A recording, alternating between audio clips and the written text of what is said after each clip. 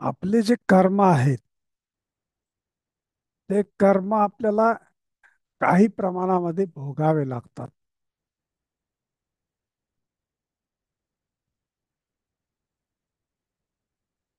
आणि त्यानुसार आपल्या आपल्याला जे वाटतंय की माझ्याकडे सगळी संपन्नता आहे, मी समृद्ध आहे, सर्व दृष्टीनं समृद्ध आहे, तर अशाला सुद्धा त्यांच्या कर्मामुळं एकदम भिकारी व्हायची वेळ सुद्धा येऊ शकते. आणि एखादा त्याच्याजवळ काहीच नाहीये, तो अचानक श्रीमंत होऊ शकतो. असं पाहिले ना आपण बरेचसे उदाहरण. हे कशामुळे होते? आपल्या कर्माच्या ह्याच्यामुळे.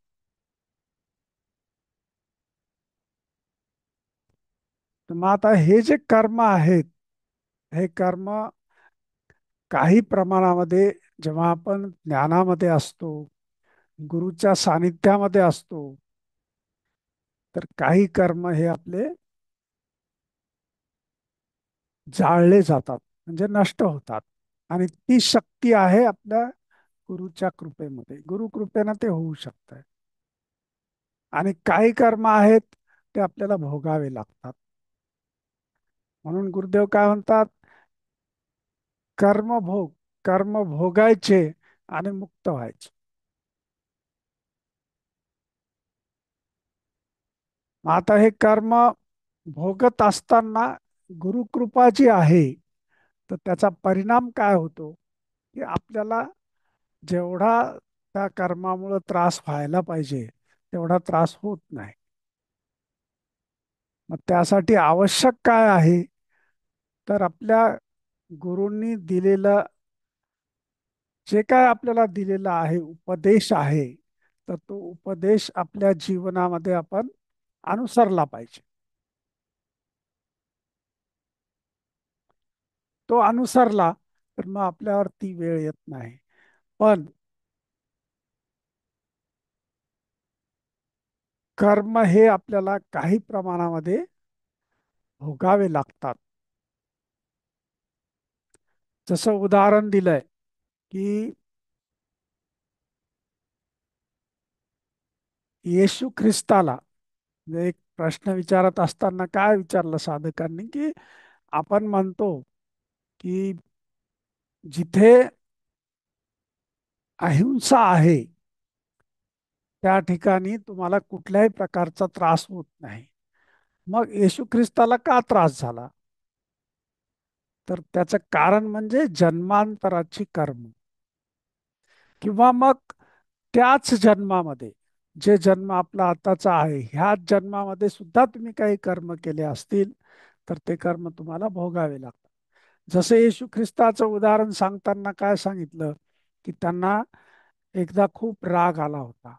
आणि जे यहुदी होते, त्या यहुदींचे जे दुकानं व्यापार मांडला होता तो सगळा त्यांनी काढून लावला.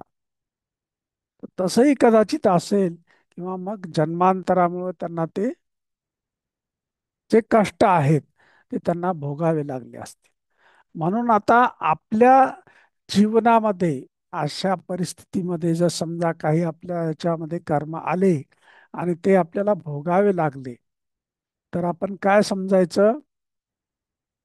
हे ह्या कर्माची ही गती आहे. आणि त्यामुळं असे कर्म आहेत की जे आपल्याला भोगल्याशिवाय त्यापासून आपल्याला मुक्ती नाही आहे. म्हणजेच काय होईल, की ह्यामुळं आपल्यावर तणाव येणार नाही. नाही तर बऱ्याच वेळेस काय होतंय, की आपण गुरुच्या सानिध्यात आहोत, सगळं काही करतोय, साधना आहे, सेवा आहे, सत्संग आहे, तरीही पण आपल्या जीवनामध्ये काही प्रॉब्लेम्स आहेत, किंवा काही असं आहे की आपली सध्याचा काळ व्यवस्थित नाहीये. तर अशा वेळेस आपल्यामध्ये काय मनात आलं पाहिजे, की हे जे कर्म आहेत, येशू ख्रिस्ताला चुकले नाहीत, तर आपल्याला पण ते भोगावे लागणार आहे. है की नाही? आणि जेव्हा आपली दृढ श्रद्धा असते ना, जेव्हा आपण श्रद्धावान असतो, विश्वास असतो, तर त्यावेळेस आपल्याला सर्व काही मिळत आहे. सगळी संपन्नता आपल्या जवळ येते. त्याचं उदाहरण देताना गुरुदेव काय म्हणतात, की जे सेवा करतात, आपल्या आर्ट ऑफ लिव्हिंग मध्ये जे सेवा करतात, तो त्यांना कसल्याही प्रकारची कमी नाही पडणार. मग ते जंगलात जाऊन सेवा करत असतील तरीही तिथे खीर त्यांना मिळेल एवढी ताकद, एवढी शक्ती आपल्या ह्या ज्ञानामध्ये आहे. ही कोण आहे? ज्ञानशक्ती आहे. आणि ही ज्ञान, हे केव्हा होते? जेव्हा आपण ज्ञान आपल्यामध्ये अनुसरतो त्यावेळेस. म्हणून श्रद्धा आणि ज्ञान, विश्वास आणि ज्ञान, हे दोन आपल्याला जीवनामध्ये तारून नेतात. आणि तो दृढ विश्वास जेव्हा आपला राहतो, मग त्यावेळेस आपल्याला कुठल्याही प्रकारची कमतरता नाही भासत. जे काय आपल्याला प्राप्त करायचे किंवा जी आपली काही इच्छा असेल, तर इच्छा आपली व्यक्त व्हायच्या आधी आपली ती पूर्तता होते. आहे की नाही? मग त्यासाठी गुरुदेवांनी काही छोट्या छोट्या कथा सांगितल्या, की माणूस कसा स्वतःवर, ईश्वरावर जेव्हा त्याचा विश्वास नसतो, त्यावेळेस आपल्याला त्याची अनुभूतीनं ईश्वर आहे ह्याची अनुभूती कुठल्या तरी प्रसंगातून देत असते. आहे की नाही? जेव्हा मग आपण, बरेच जण आपल्याला प्रश्न विचारतात, आम्हाला तर बरेच जण विचारतात प्रश्न, की ईश्वर आहे का नाही. तर त्यावेळेस आपण काय सांगतो, गुरुदेव काय सांगतात, की आम्ही आलोत, हे कशासाठी आलोत? की ईश्वर आहे हा विश्वास देण्यासाठी आलेलो आहोत. आणि जेव्हा मग त्या व्यापाऱ्याला असं वाटलं, की अजून 7-8 पिढ्यापर्यंत ही संपत्ती मला कधी कमी पडणार नाही, तर त्याला एका रात्रीमध्ये रस्त्यावर यावं लागलं. आणि तेव्हा त्याला समजलं की ईश्वर आहे. ईश्वराचं अस्तित्व तेव्हा त्यांना अनुभवायला मिळालं.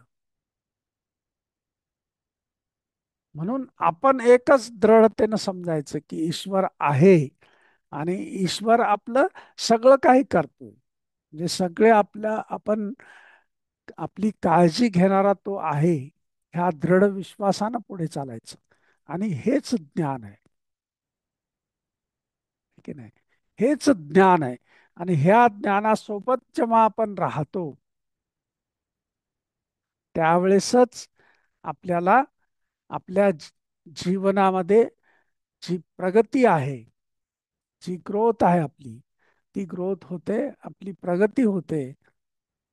आणि त्या दृढतेनं आपण पुढे जाऊ शकतो.